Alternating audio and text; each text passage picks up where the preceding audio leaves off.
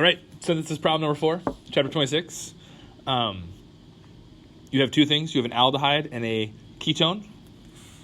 Step 1, aldehyde and a ketone and a strong base, ethoxide. Aldehyde and ketones, so we're not worried about addition here. So we know it's going to be an alpha CH, a deprotonation. Strong base, we're going to make an enolate. Which is going to be my nucleophile, it's going to be my electrophile. So we have to look for the alpha CHs. Does the aldehyde have any alpha CHs? But what about this? That is not an alpha CH, for the love of God. That's an aldehyde CH. That's not an alpha CH. So we forced ourselves. This aldehyde does not have any alpha CHs. No sp3 hybridized alpha CHs even. I would take it that far. So that means this is going to have to be my electrophile. It can't be my nucleophile. So it means the ketone is going to be my nucleophile. And how many types of alpha CHs does this ketone have? Just one, right? So it's symmetrical. So it doesn't matter what I picked. So I've numbered it 1. I've done some numbering here. So I picked 1, 2. So we're going to deprotonate at carbon 2.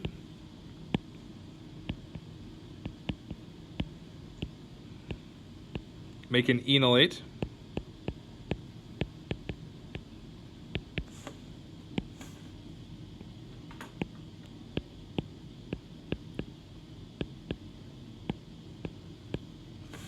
So that's a good nucleophile. Where's that going to react? What's that going to react with? Which carbon number? 3, right? It's going to react with 3. Do an addition reaction.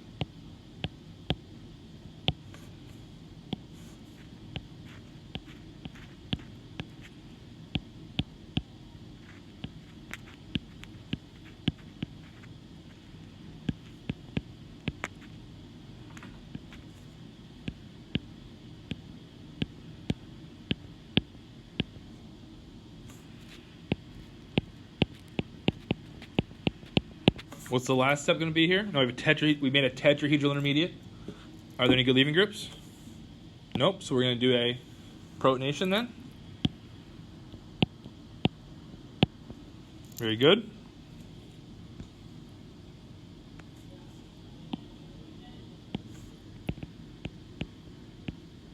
So protonation.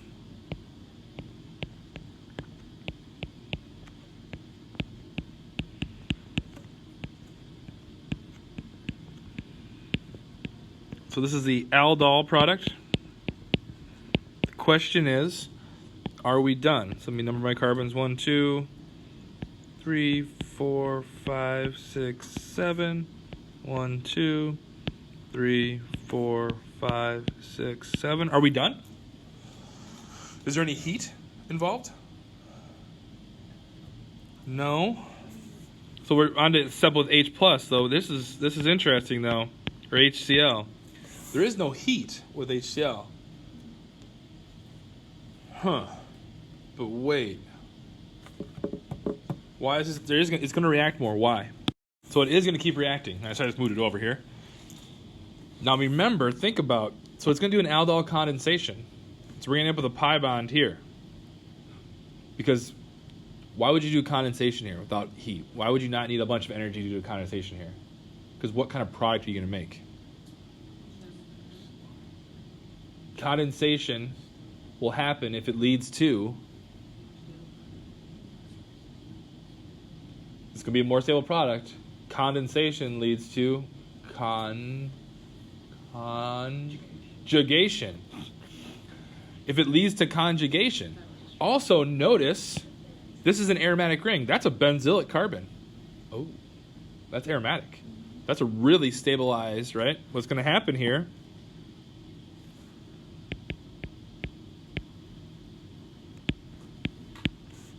So we do a protonation.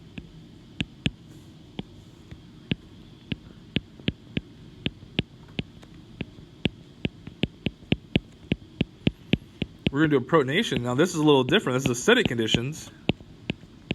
But look at this. That's a really good leaving group. And it's a benzylic position. You're making a benzylic carbocation.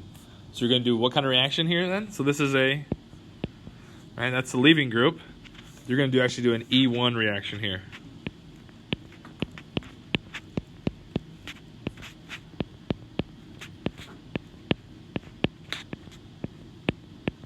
All right, this is the start of an E1. The water can come back in. Take the H that's here.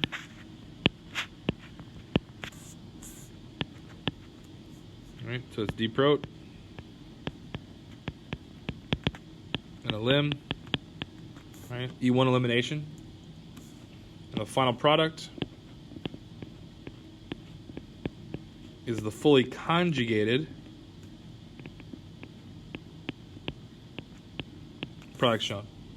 Right, so that conjugation leads to condensation without even the heat, without even a lot of heat. You can do that. So again, why will this happen? Is because, right, you can make a really stable carbocation because it's next to an aromatic system, and the final product, you'll notice, right, all these pi bonds, right, they're all in conjugation. So you're making a really stable product. It doesn't take as much energy necessarily to get there. That's why you didn't need the heat. So if this wasn't as conjugated, you'd absolutely need heat. You need to have some forcing. You need some more energy. So, right. So for instance, if this whole piece wasn't here, you would have to have heat to make this do a condensation. Right. The conjugation is making it easier because it's all conjugated. Because this is aromatic, it makes this a lot easier. If this wasn't here, oh man, you're gonna need to heat it up for sure, a lot probably.